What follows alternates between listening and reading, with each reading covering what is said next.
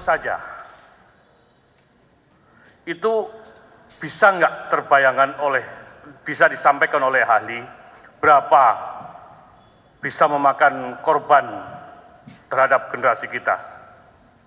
Bisa ahli sampaikan, karena mengingat pengalaman ahli di bidang narkotika ini. Oke, ya terima kasih. Saya akan coba. Jadi untuk jenis ini narkotika ini kan banyak jenisnya, Pak. Ada mulai dari yang zaman dulu itu yang terkenal adalah heroin, ya, morfin. Tapi zaman sekarang ini yang terkenal kan sabu. Sabu. Dan kebetulan ya ini yang kita bahas juga jenisnya sabu. Jadi sabu itu pemakaian untuk perorangan itu adalah sangat kecil sebetulnya. Bisa 0,1 gram, kecil sekali gitu. Jadi kalau 1 kilo saja sudah bisa membunuh 1 juta orang. Bayangin kalau 5 kilo itu berarti sudah membunuh 5 juta orang. Ini kira-kira hitungan kasarnya demikianlah yang saya sampaikan. Jadi ini kita sebagai warga negara Indonesia betul-betul ingin menegakkan hukum narkotika ini dengan selurus-lurusnya sesuai dengan undang-undang yang berlaku di Republik ini. Dan undang-undang kita ini saya rasa sudah cukup baik ya. Karena kita mengalami 3 kali perubahan undang-undang narkotika, Pak. Yang pertama Undang-Undang Nomor 9 tahun 76, ini belum ada undercover buyer dan control delivery. Undang-Undang 22 97 ini sudah dimasukkan control delivery dan undercover buyer. Kenapa? Karena dasar dari Konvensi 88 bahwa kejahatan ini extraordinary, transnasional dan lain-lain. Di Undang-Undang 35 2009 tinggal langsung sudah ada kewenangan-kewenangan penyidik ini.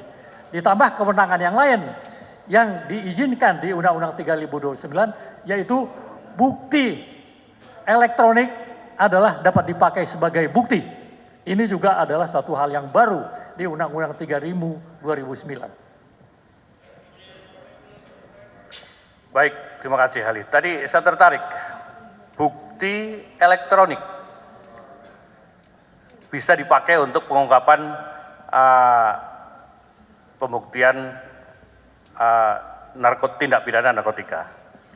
Saya juga baca juga itu, kalau nggak salah di pasal 86 ya. Bisa ahli terangkan nih? Itu bisa Pak. Silakan. Itu menurut Undang-Undang 3000 2009 ini adalah satu hal yang sangat spesifik. Karena mulai dari Undang-Undang 9 tahun 76, kita penyidik itu sudah boleh menyadap Pak. Undang-Undang 2097 penyidik sudah boleh menyadap. Tapi 35 2009 bukan hanya menyadap. Semua bukti elektronik bisa dipakai sebagai bukti. Dan ini sudah dibuktikan beberapa kali sidang pengadilan dan ini berhasil semua.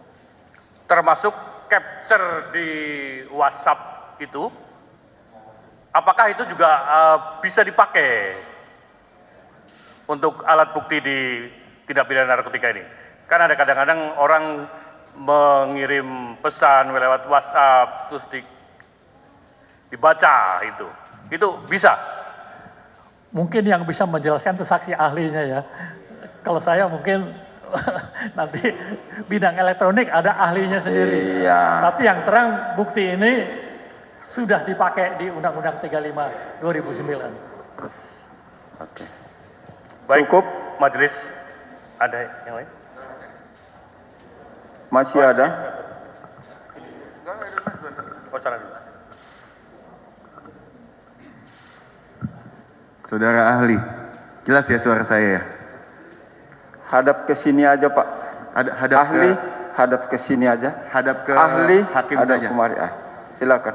Kalau nanti kurang jelas, infokan biar diperjelas. Silakan penuntut umum. Tadi saudara ahli jelaskan terkait adanya surat perintah terkait undercover buy. Nah, surat perintah tersebut apakah ada tenggang waktunya dalam melakukan undercover buy atau under control delivery? Coba saudara ahli jelaskan. Izin saya menjawab, surat perintah itu hukumnya adalah wajib untuk kasus-kasus counter delivery dan undercover buy. Dan itu harus dibuat oleh, kalau tadi di Undang-Undang 2022 tahun 97, malah itu lebih tegas sekali. Langsung Kepala Kepolisian Republik Indonesia. Tapi di sana di bawah disebutkan, atau pejabat yang ditunjuk. Jadi mungkin dari Kapolri ke Kabareskrim gitu kira-kira. Jadi kalau misalnya di level Polres, itu yang tekan harus Kapolres. Tapi kalau Kapolres yang berangkat, itu yang tekan harus Kapolda. Iya. Kalau Kapolda yang berangkat, yang tekan harus Kapolri. Ini kira-kira satu tingkat di atasnya. Itu. Apakah surat perintah yang diterbitkan pada tahun yang sebelumnya dapat digunakan pada saat kegiatan undercover buy atau undercover delivery control di yang sekarang? Jadi surat perintah khusus untuk undercover buy dan control delivery itu adalah sangat spesifik. Harus disebutkan secara limitatif. Tugasnya adalah untuk melakukan undercover buy atau untuk melakukan control delivery. Jadi kalau itu ngambang surat perintahnya, itu bisa disalahgunakan oleh para penyidik. Apakah surat perintah yang diterbitkan tadi dapat dibuat setelah kegiatan undercover buy dan under delivery control tersebut dilakukan? Kegiatannya terlebih dahulu, baru surat perintahnya diterbitkan. Boleh atau tidak? Saya rasa kalau untuk undercover buy dan control delivery itu adalah suatu kegiatan narkotika yang sangat berencana. Itu bukan suatu kegiatan yang ujuk-ujuk datang mendadak. Mungkin kalau surat perintah penangkapan, orang tertangkap tangan itu bisa belakangan gitu ya. Yeah. Tapi khusus untuk control delivery dan undercover buy, itu adalah suatu kegiatan dari penyidik yang sangat sudah direncanakan. Jadi itu harus dilengkapi.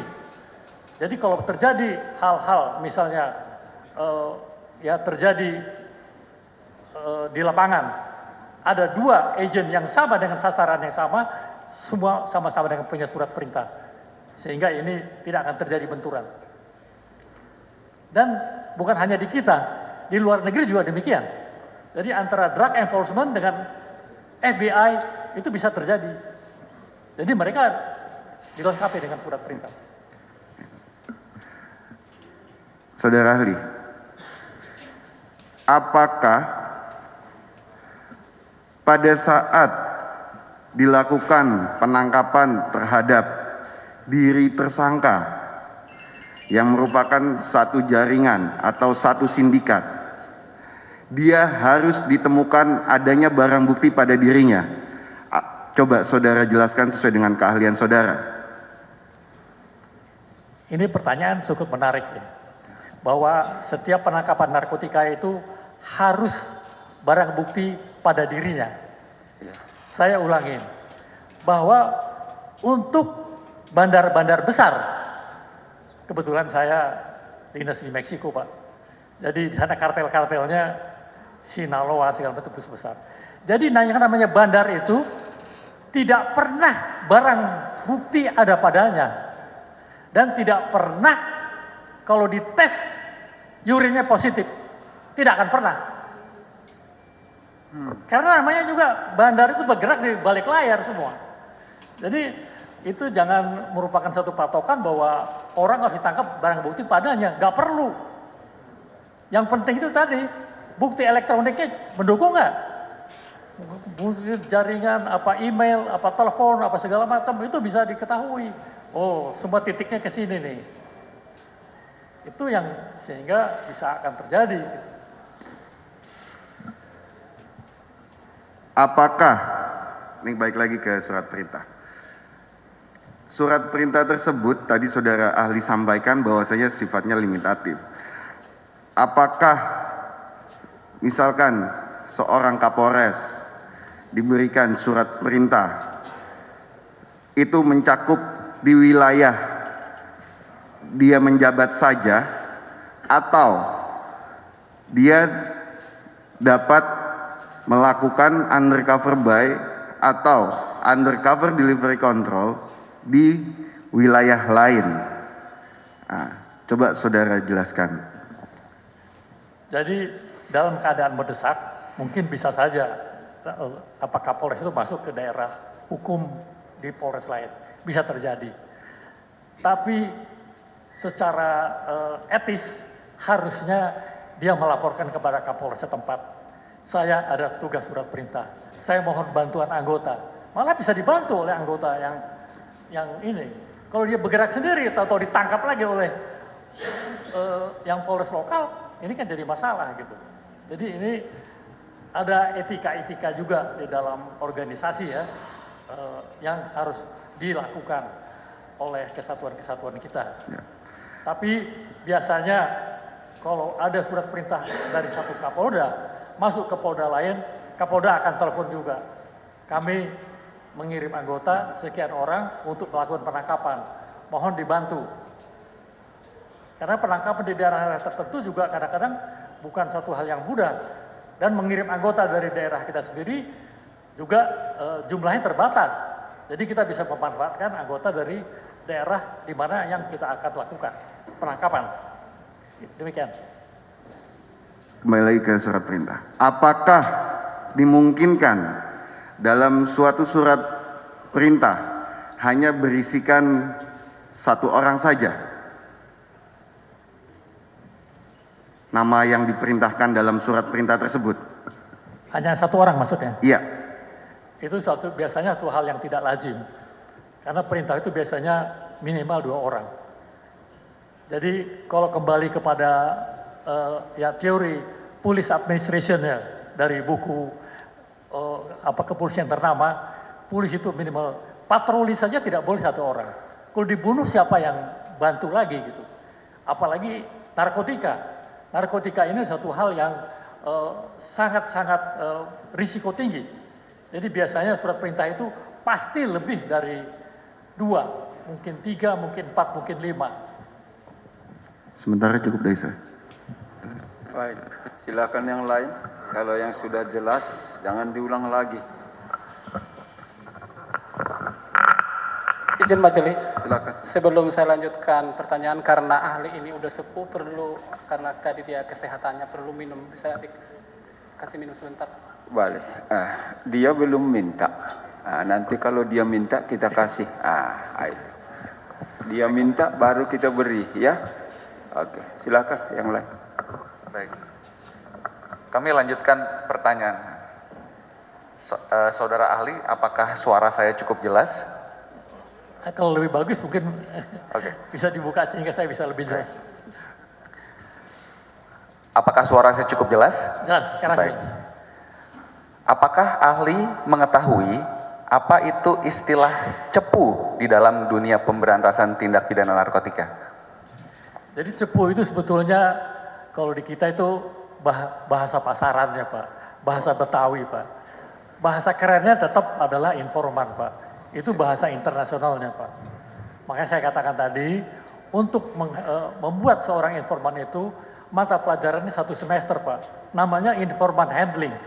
Jadi kalau cepu itu hanya orang bilang mungkin bahasa Betawi itu Pak. Ya? Baik. Sehingga atau bahasa di kalangan mereka-mereka sendiri gitu. Oke, kami lanjut. Apakah seorang cepu namanya dapat dimasukkan ke dalam surat perintah operasi pemberantasan narkotika? Kalau misalnya orang ini adalah orang yang sudah sangat dipercaya oleh penyidik dan sudah melalui test case beberapa kali kasus, bisa saja Pak. Bisa saja. Apakah seorang cepu dapat melakukan pembelian secara terselubung dalam melakukan pengungkapan peredaran narkotika? Itu juga bisa terjadi, itu yang disebut dengan undercover agent Pak. Jadi saya sebutkan tadi, undercover agent itu bisa dilakukan oleh anggota polisi yang tidak dikenal oleh sindikat, atau kita menggunakan undercover agent dari informan yang juga tidak dikenal oleh sindikat. Oke. Terakhir Pak, pertanyaan saya. apakah seorang cepu diperbolehkan untuk menjual narkotika? Kalau menjual